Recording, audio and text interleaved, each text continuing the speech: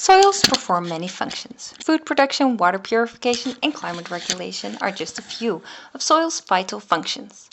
But if the soil is covered with an impermeable layer like concrete or asphalt, it can't perform any of them. Without the exchange of water and air between the soil and the atmosphere, the soil can't function properly. This, first of all, impacts water movement. In a healthy soil, the water infiltrates, after which it naturally moves within the soil. It is stored, taken up by plants, or drains away while taking excess nutrients and contaminants with it. If the soil is sealed, the water will simply run off rather than infiltrating. This has impacts above ground, like increased flood risk and more pressure on the sewage system. This is aggravated by expected intensification of rainfall due to climate change. And below ground, this means there is no water for soil biota or plant roots. Soil sealing also implies a great loss of biodiversity. First of all, since soil biota can't live in a soil devoid of air and water, life below ground dwindles, which is big because soil life makes up 25% of the world's biodiversity. Moreover, quite obviously, when the soil is sealed, there's no plants, so soil sealing directly reduces the amount of vegetation and the animals depending on it. The nature that's left is often fragmented, while connected nature is so important for the resilience of species. Biodiversity is also decreased as some soil types are more likely to be sealed than others, leading to a loss of diversity in available soils and the linked vegetation. And then there's climate, which is impacted in different ways. Most directly is the heating effect of stone, which in urban areas is often a dark color, which means the albedo is lower. Heat is absorbed, and so the direct environment heats up. On the other hand, vegetation has a cooling effect through evapotranspiration, so we lose the cooling effect of plants while we gain the heating effect of stone. Urban areas thus face the issue of the urban heat island, especially with summers getting hotter due to climate change. And climate change itself is also exacerbated by soil sealing. Sealed soils lose their capacity to cycle nutrients and, very importantly, to store carbon. Globally, soils store more carbon than vegetation and atmosphere combined.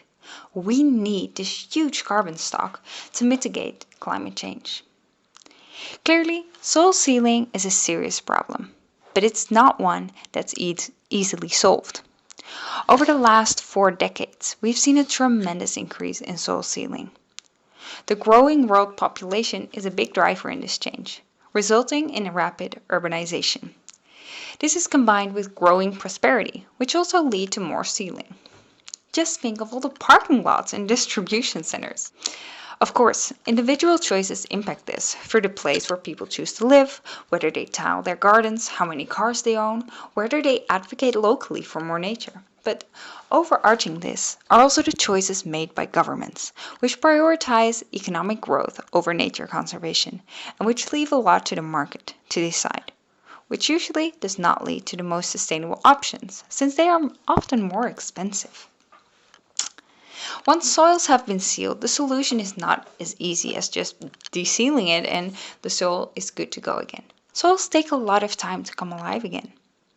The success of restoring desealed soil needs a lot more research, but what is clear is that preventing soil sealing in the first place is the most important option. But that will not happen automatically. On the contrary, the world population is expected to only keep growing the coming decades. And it's projected that 2/3 of this population will live in urban areas by 2050, which implies an increasing urbanization. If prosperity keeps rising, this would also mean that all those urban dwellers want bigger houses and generally more space and more stuff.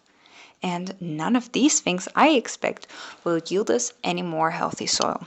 You see, in Europe, we're losing the size of Berlin in good farmland every year. And about 67% of European urbanization at the moment is impermeable. So we need to act.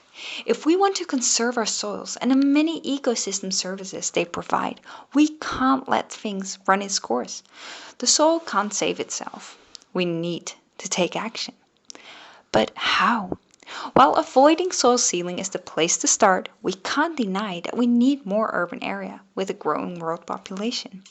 How can the increasing pressure on land be combined with lessening the impact of soil sealing? Well, by putting more green and blue into the gray. One approach is so-called sustainable drainage systems. These are an attempt to improve urban water management to align more closely with the natural water cycle and the lost soil water processes. Examples include green roofs, filter drains, infiltration basins, permeable surfaces, and wetlands.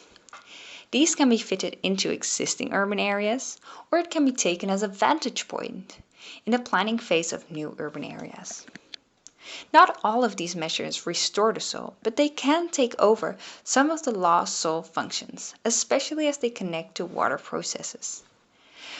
Green infrastructure is another approach, where green spaces are integrated into urban areas, for example through parks, sport fields, and cemeteries. But due to lack of space, this can also be green walls and roofs, permeable paving, roadside gutters, green belts, and walking paths. Studies have shown that green infrastructure are very effective practices, as they improve the interception of precipitation, evapotranspiration, airflow, and cooling. Especially so when green is combined with blue infrastructure, so including water bodies.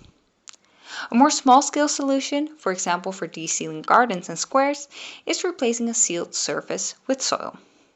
As Tobias et al. Have found, this is almost always beneficial. The soil can be used to create pioneer habitats first, and over time, vegetation can develop towards the desired outcome, for example, crop growth. Looking at these approaches, we can see different layers of action that's needed. The layer of urban planning and management, and the layer of individual action. In urban planning, design, and management, there are some key questions. How are urban areas laid out? Is there a focus on green and blue infrastructure? Are ecosystem services and natural processes and cycles included? In this, there is a role for government, municipalities, and private sector. These are usually responsible for management of urban area and for the development of new areas. Until now, there has been political commitment in Europe to reduce soil sealing, but this has not resulted in any actual change. Rules and targets may help to specify how these goals should be met, and can quantify where and how much. Challenges here are the required knowledge, which may not be available in every design team, as well as increased costs and maintenance. But ultimately, the costs of lost soils, climate change, flood risk, and urban heating are likely to be much higher. Of course, these costs come later and are not included in the planning budget. This distorted image of the costs and benefits again show that change will not happen automatically, but must be enforced through rules and targets. Then there is the layer of individual action. For example, how do people with a garden maintain this? 60% of gardens in the Netherlands is tiled, and replacing these gray spaces with green spaces would make a lot of difference. Municipalities are already trying to influence this through subsidies. However, not all municipalities participate, and the subsidies do not cover the cost of de-sealing a garden and replacing it with soil and plants. Especially since freshly de-sealed soil is not in a good state and needs care and time to develop again. A national action plan, for example with rules of the percentage of garden space people should keep green, as well as subsidies, could improve the success. Moreover, there is an important role for civil society to create awareness and give people the knowledge and tools they need to take care of their small bit of soil. Clearly, the problem of soil sealing is a complex one. Political awareness, scientific knowledge, active NGOs have so far not succeeded in breaking the trend of land take. It is difficult to address the main cause of soil sealing, rapid urbanization due to population growth. But what if we seal differently? What if we urbanize differently? More green, more naturally, more permeable? Just because we haven't built cities this way until now doesn't mean we can't change it. When governments, private sector, civil society, and individuals, informed by science, commit to change and work together, change is possible.